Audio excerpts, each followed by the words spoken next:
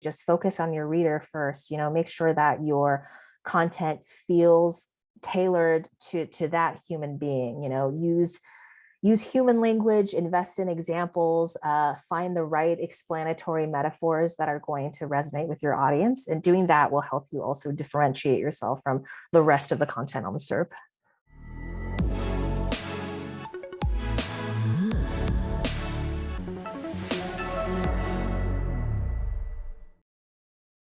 Before we jump into today's episode, I'd like to give a quick shout out to the sponsor for this episode, Ahrefs.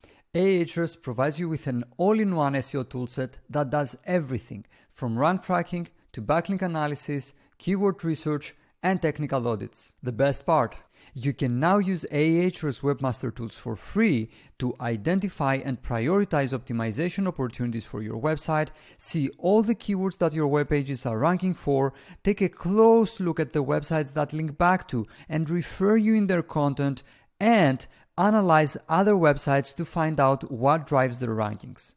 Visit ahrefs.com/AWT and sign up for free. And now, back to today's episode. Hello everyone and welcome to another episode of the SaaS SEO Show.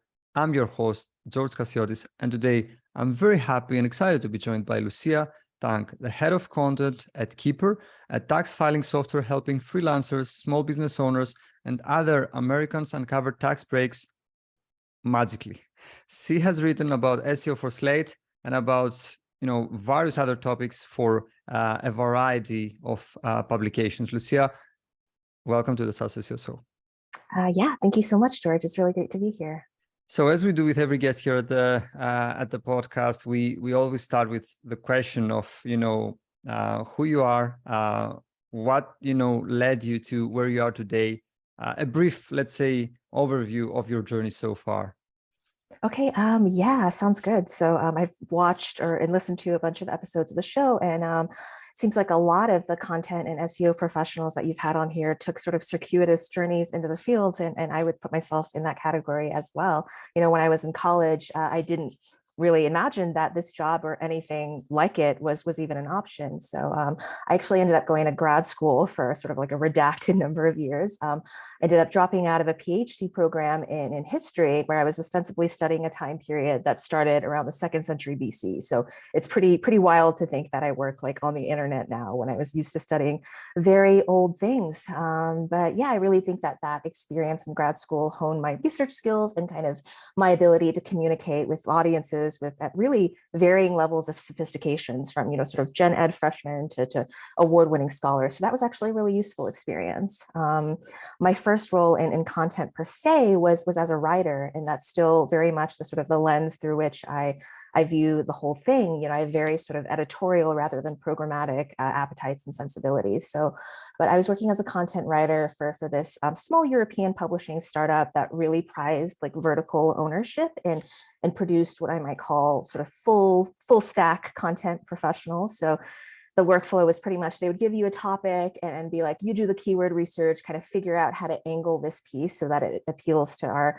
target audience, and then go research and report it, write it, do the graphics, generate the schema, which we were kind of doing semi-manually at one point, and publish it, and then know how to figure out roughly how it's performing a month or two out. So I feel like that experience, I really learned a lot from, just sort of owning a piece of content from end to end. It did make me want to kind of zoom out and see how the whole operation fits together in a more horizontalized way, which was able to do in my next role as an SEO strategist. But yeah, I think ultimately, I think for a lot of professionals in our industry, there's this maybe implicit assumption that maybe writers can't do SEO, or that writers are on the execution side only and can't really strategize. And yeah, I would just love to sort of push back against that. Okay, that's very interesting. We often have journalists at the podcast, and I mean, I can find applications of being a journalist, or at least having an education as a journalist when it comes to content marketing and maybe SEO, let's say. But I wouldn't think that like having education as in history could have application, because after while I was hearing you share your journey with us, I was like, yeah, this could actually be helpful in terms of research. I mean, it can help you learn some fundamentals when it comes to how to find the best answers. So that's interesting. Yeah, no, absolutely. Yeah, I love working with journalists. And yeah, I think other academics make really, really powerful, like you said, researchers being able to sort of cut through the fat on the SERPs and identify what is true and what is not true. So you are the head of content at Keeper. Could you please share a few things about Keeper for people who haven't heard of it before? What the tool is and who is the typical customer who gets the most value? Yeah, no, I would love to. So, like you kind of mentioned in your very lovely intro, Keeper is a next gen tax filing app for American taxpayers. So, it's especially useful for people who have any type of independent contracting or freelance income, whether they're driving for Uber like 60 hours a week or just kind of working a side hustle nights and weekends. I really wanted to work for this company because I've had fairly complicated tax situations kind of throughout much of my working life, in part from freelancing. And just like that was such an awful experience, George. I literally cried sitting in my laptop trying to do my taxes. It's just, someone whose income wasn't coming 100% from like a traditional day job at the time. I felt like, just completely like an afterthought for a lot of these traditional tax filing software. So what Keeper does is it helps people who have independent contracting income automatically find tax write-offs that they're entitled to work. I think we've got a really wonderful data science team who is developing, sophisticated models to make these sorts of predictions for our customers. But we also have an equally wonderful kind of team of live tax assistants who will see if something looks sort of unusual in your app behavior and clarify with you. So there is that kind of human in the loop. I think that it's sort of really valuable for contractors, especially because when you're in that position, the tax code is especially complicated for you. You're afraid of getting audited. Even if you know what you're allowed to write off, you may not just have the time to do all of the sort of record keeping that comes with that. So Keeper really just abstracts it out. And at the end of the process of finding all the write-offs, you can actually file your taxes right in the app. You can actually do it on your phone. Like I prefer to do that sort of thing on a computer, and we do provide that desktop experience at all. But yeah, some people like to just sort of breeze through it. I mean, yeah, when it comes to taxes, some words that come to my mind is, fear, complicated, like, let's get, over with this. Like, I would say not so many positive things come to mind when it comes to taxes. So if there is enough to like simplify the process and help you feel more confident that, I'm doing the right thing, I mean, I can see the value there. Now, you are leading the content efforts at Keeper. How do you define content strategy at Keeper? Yeah, so we have an almost entirely organic search driven strategy. Like everything else, including videos and emails, is really sort of ancillary to SEO, and it is there to essentially support our kind of search informed content. Now, as far as the kind of the shape and the like texture of this strategy, sort of like the product itself, Content at Keeper really aims to replicate the experience of just like sitting down with this smart and friendly accountant. They'll that's the sort of person who's going to translate this very abstruse and annoying IRS jargon for you. They're going to pull examples that really make the material come alive for you and kind of make sense to you. And they're going to offer a judgment call where appropriate, like this is what's true, this is what's not true, not true. You may have heard something that makes you think this is true, but here's why it's not actually the case. Just really breaking it down for people. Okay, obviously, the majority of the content that you publish falls under the category like your money, your life, right?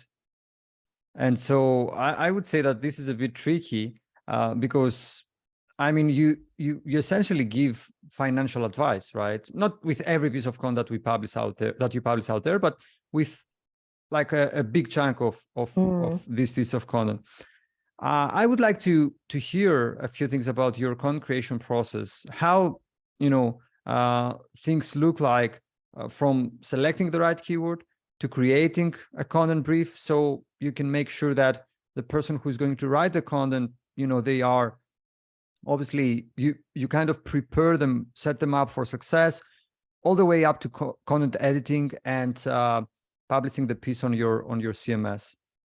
Yeah, definitely. And sort of like you alluded to earlier, tax is sort of very tricky, even within the sphere of your money in your life, because it's like simultaneously very boring and very emotional. Like there's a lot of negative emotional energy attached to this process of fear and stress and dread. And yeah, we really take it seriously that we have people's livelihoods in our hands. So yeah, you mentioned the sort of the life cycle of the content. So I'll start at the very beginning with the sort of the topic ideation. So yeah, our content ideas can come from, lots of different sources. Obviously, competitor analysis is a big one, but we also do a fair amount of sort of like ears on the ground type listening.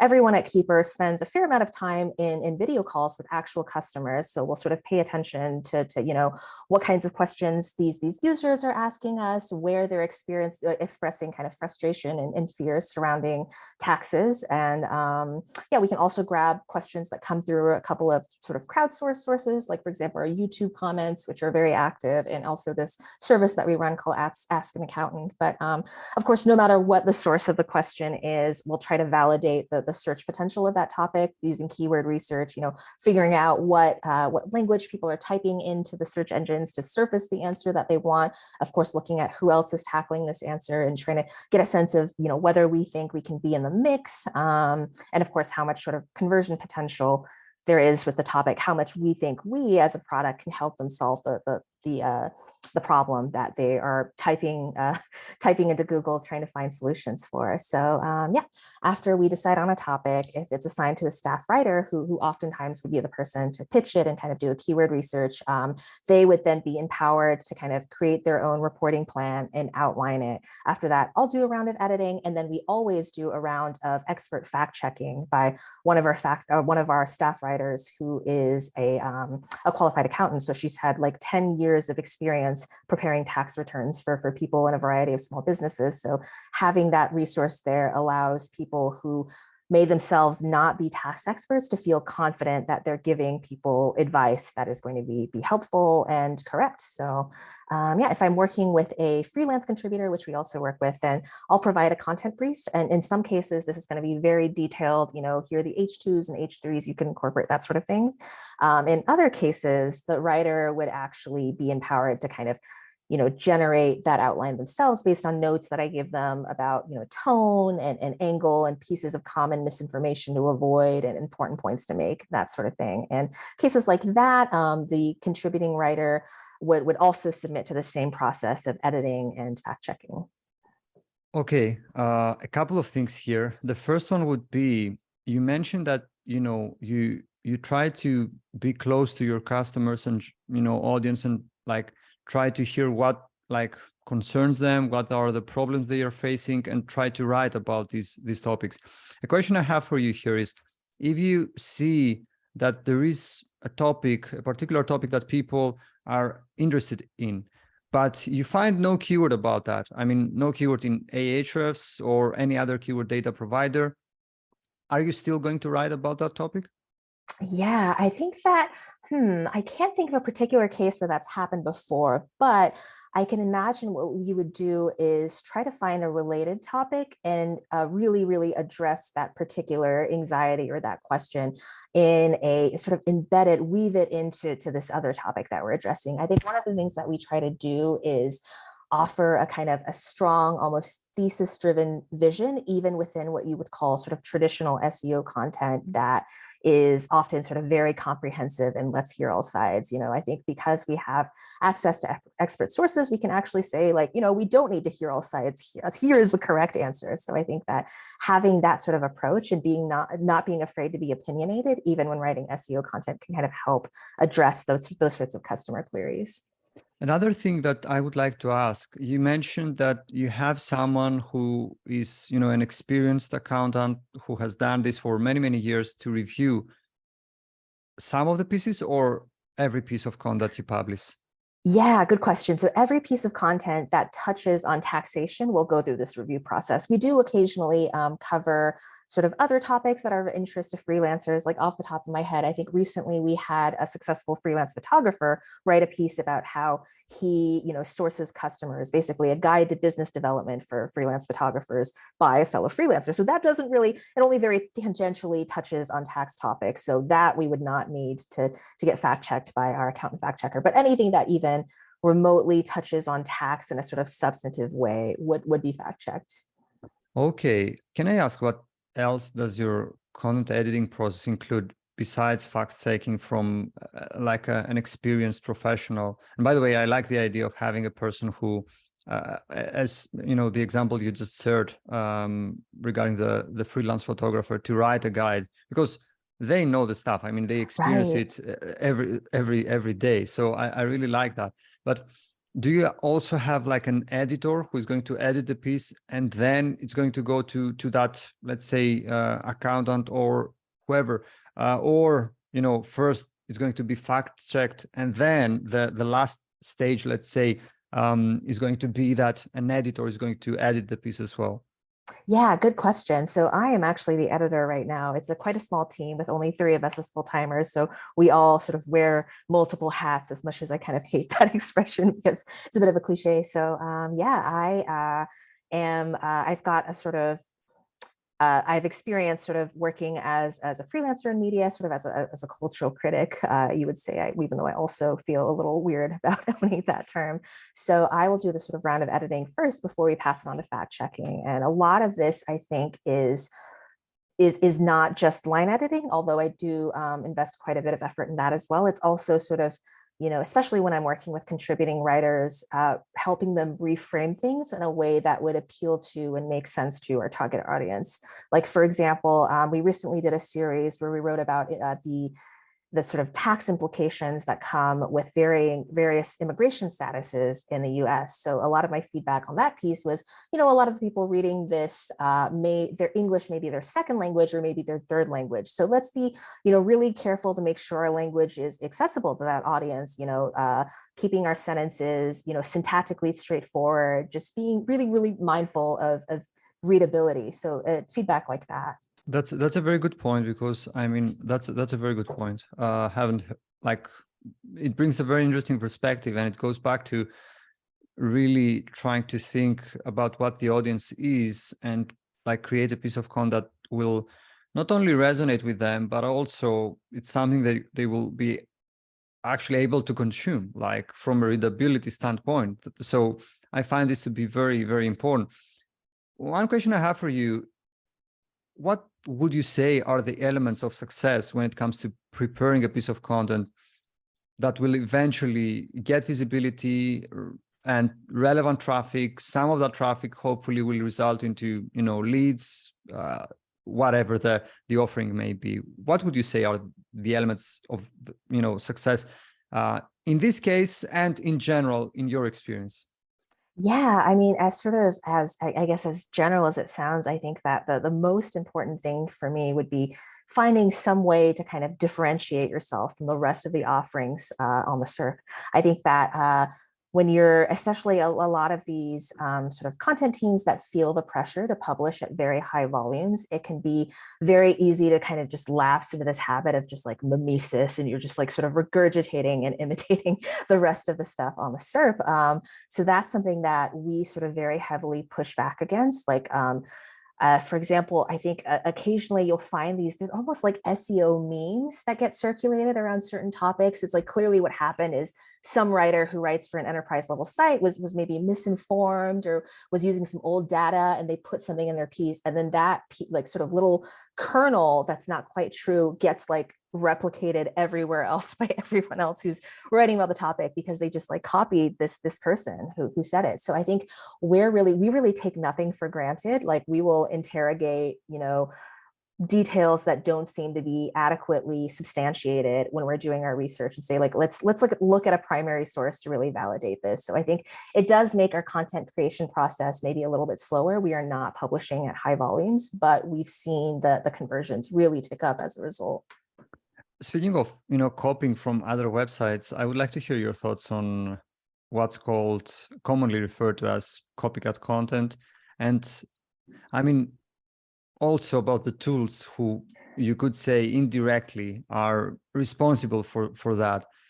What are your thoughts on that? I mean, do you use such tools? And if yes, do you have any tips for people who are using them just so they are on the safe side of things? Yeah, no, it's such an interesting topic, especially with sort of the direction that Google's going recently, the sort of line in the sand they've drawn with the helpful content update and all of that.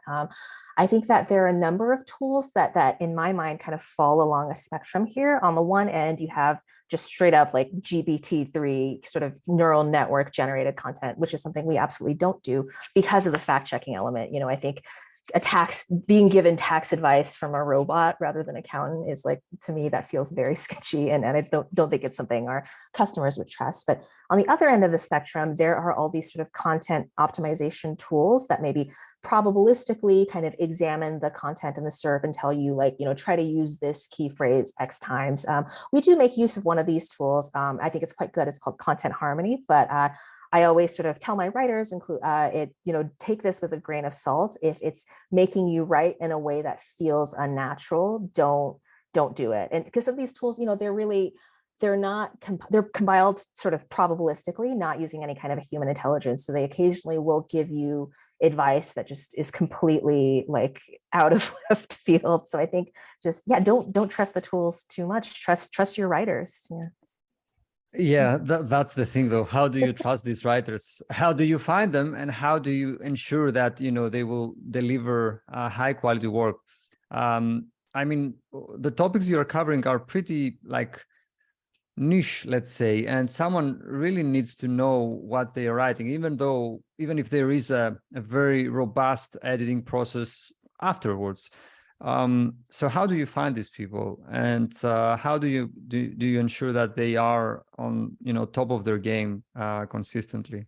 Yeah, absolutely. I think that I've been sort of very fortunate as the head of the content team, in the sense that I've really gotten to work my network. I sort of have been connected with a variety of kind of talented writers and SEO strategists over the course of my working life who are open to doing freelance work. So I have a kind of a roster of people that I trust, that I've met in sort of other roles or have worked with in various capacities. So I know that these people, they're often people who have some sort of experiential knowledge of what they're writing about. For example, I've worked with a woman who's a professional resume writer and just writes lots of resumes for various tech professionals and people in other fields to create content on how to really make your resume stand out as a freelancer when you're looking for work.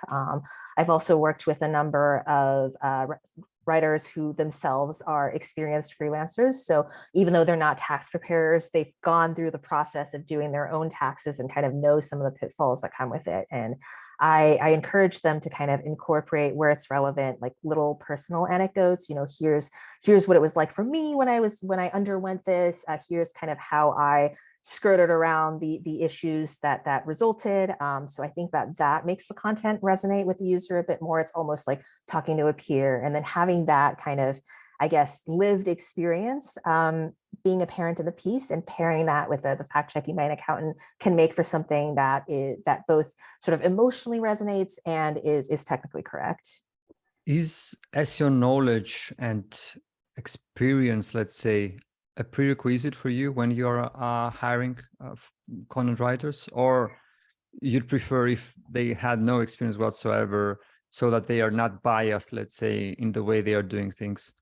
Yeah, no, that's a really good point. I think that I would say, as a matter of principle, that SEO knowledge certainly isn't required. I think, but in practice, both of the staff writers that I've hired have had sort of experience working, sort of doing SEO in some sense. Like one of my staff writers, the sort of accountant I've been telling you about, she sort of started freelancing for us sort of before even my tenure at Keeper. It's so interesting. When I first started working with her, she actually asked me what the letters SEO stood for. But at the same time, she had already created content that was ranking in the top 5 for competitive keywords. So she didn't know the terminology or necessarily all of the theory, but she could already she already had the sort of the method in the system. Like, she could walk the walk. And I thought that was so interesting. So just that experience really made me realize that what is most important is just the ability to kind of communicate with a target audience. That takes writing ability. And it also takes, I think, just the ability to empathize really deeply, so you can pull the kind of examples that make sense to people and just imagine the emotional state they're coming at a problem from. So yeah, and your point about sort of being biased, I think that is actually really valid. Like, I would never turn down working with someone who has the SEO experience, but I have, spoken to a number of talented content writers who have been given like maybe very old-fashioned guidance in their past roles, of the like, use the focus key phrase 3 times in the intro or the first 200 words, like that sounds like very bizarre to me, and 2022 talking about it right now, but people are still being given this guidance by someone. I understand. I understand. I do believe that this belongs to kind of an old-fashioned Right. way of thinking and approaching SEO. One question I have for you, and I was thinking about it earlier, with all the changes that I can only assume that happen when it comes to taxes and things like that in the US, how do you keep up with all these changes? And I mean, how do you ensure that your content is up to date, not for SEO purposes, but for actual, like we have information that is factual? Yeah, that's my question, I guess. How do you keep up with all these changes, and how do you integrate these changes to your content?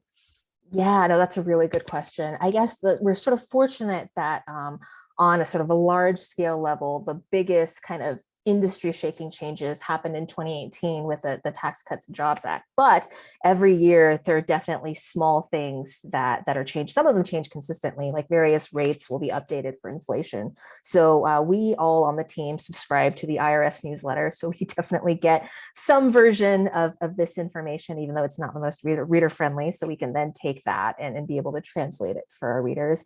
And yeah, like you kind of alluded to, we have to be very organized when it comes to certain pieces of tax that get changed on a regular basis. So I've got various spreadsheets, be like, these are all the articles that mention the gas mileage rate that changes every year. These are the articles that mention, like, income tax brackets, the standard deduction, all that sort of thing. And we just sort of have to be disciplined about regularly changing them. But yeah, the interesting thing is that, of course, the tax deadline is offset with the sort of the calendar. So most people will, of course, file their tax returns in April, but it's not uncommon to do them late. You can extend your taxes and do it in October. So which means that in this sort of weird gap between April and October, there are people who are kind of thinking about some people are thinking about previous year's taxes. Some people are thinking about like coming year's taxes. So there's like a time when we need to have 2 sets of rates basically in some of these articles. So yeah, it's just being very disciplined and having, your calendar marked down for when you're changing these figures.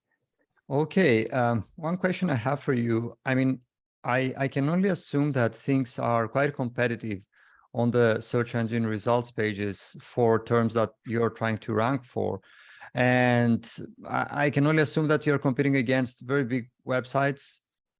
My question is, do you actively try to promote your content after it's been published, or it's pure organic, no active promotion whatsoever?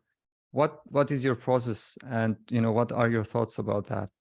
Yeah, no, that's a really good question. I would say that I wouldn't describe it as entirely pure organic, but organic search is by far the sort of vast majority of our traffic, and it's our primary distribution channel. We also will promote the content through newsletters that we send out, and we have a kind of an organic YouTube program that in many ways sort of supports our long form article efforts. Like, for example, if we write an article and we realize that this is sort of a topic that would translate well to video, we'll often sort of create a video based on it, and we'll put the video on the piece of content and also have it live on our organic YouTube channel. But yeah, I would say that the main thing that has been helpful for us in terms of going after some of these competitive keywords against better resourced kind of enterprise level players is really niching down and kind of investing in our topical authority when it comes to the topic of just freelance specific taxes. It really seems that we've seen that if we try to create a piece of content that is about some other aspect of tax that isn't specific to freelancing, that it will often not perform as well. It seems like Google seems to know that we are people who talk about this one area of tax very, very well. Okay, that's interesting. I would like to shift gears a bit and discuss something different. You have a service that's called Ask an Accountant, which, as far as I'm concerned at least, is a great example of product-led SEO. First, can you please explain what the service is? And then can you please share some of the key learnings you got from launching that service from a content SEO standpoint? Yeah, absolutely. So, Ask an Accountant is a free service where Sarah York, our accountant turned writer, answers sort of anonymous, crowdsourced questions about tax and sometimes personal finance. So, it's a sort of the ethos of this is that it's kind of a microcosm of Keeper's whole mission as a company. It's about democratizing tax advice and kind of just taking accounting expertise and making it available to people who can't or don't want to pay like something like $200 USD an hour. So yeah, the landing page for this service has actually existed for quite a while, sort of long before my tenure at Keeper, but it really didn't start to pick up organic traction until we added lots of kind of supporting content and copy to it, explaining who Sarah was and kind of how the service works, and also categorizing all of the existing answers by topic. And as far as content and SEO learnings, yeah, we've done a fair amount of kind of just tinkering and iterating on the service. Like for example, right now, each of the questions that get answered will publish to a separate URL. So for a while, we experimented with allowing these kind of child pages to be indexed by Google and just, internally linking them with our long form articles were relevant. But we ended up finding that this didn't really do anything like we were hoping for, bits of long tail traffic, that sort of thing. But it just like a lot of these questions are so specific, George, that they're beyond long tail. It's just like vanishingly long. So they basically wouldn't have any search potential. And it just often the sort of the value of the question would be getting an answer that would really only be valuable for the asker, like that level of specificity. So basically, yeah, back to no indexing.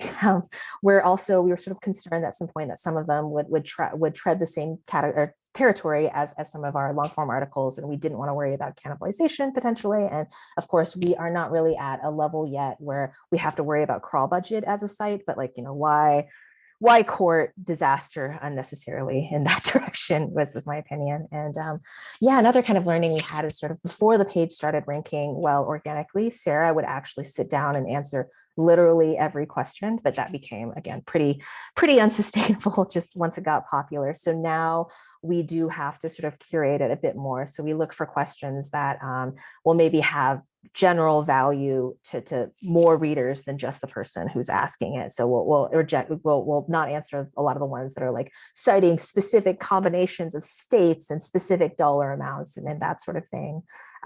So yeah, we did of course have to edit the landing page copy to sort of make clear that the questions are now being curated.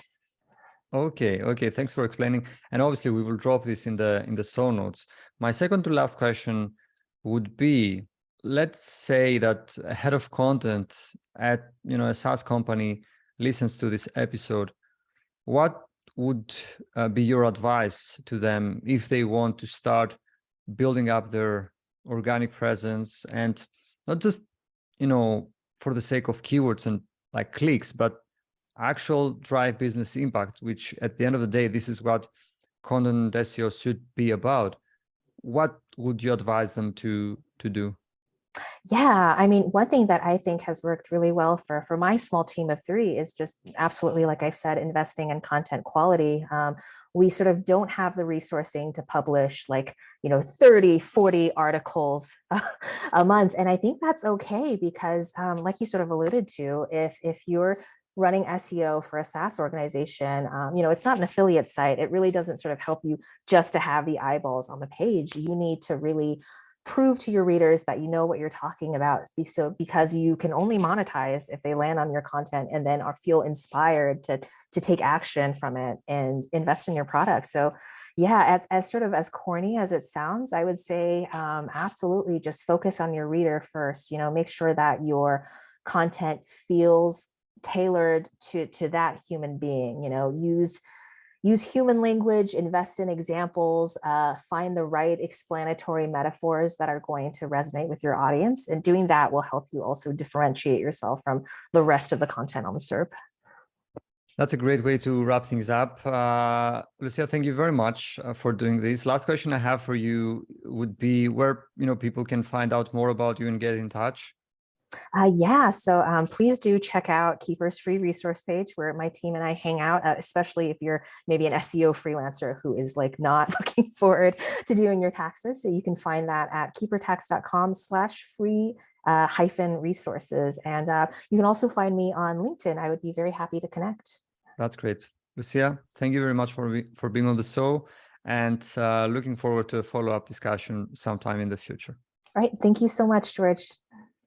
Before you go, I'd like to give a quick shout out to the sponsor for this episode, Ahrefs. Ahrefs provides you with an all-in-one SEO toolset that does everything from rank tracking to backlink analysis, keyword research, and technical audits. The best part, you can now use Ahrefs Webmaster Tools for free to identify and prioritize optimization opportunities for your website, see all the keywords that your web pages are ranking for, take a close look at the websites that link back to and refer you in their content, and analyze other websites to find out what drives their rankings. Visit ahrefs.com/AWT and sign up for free.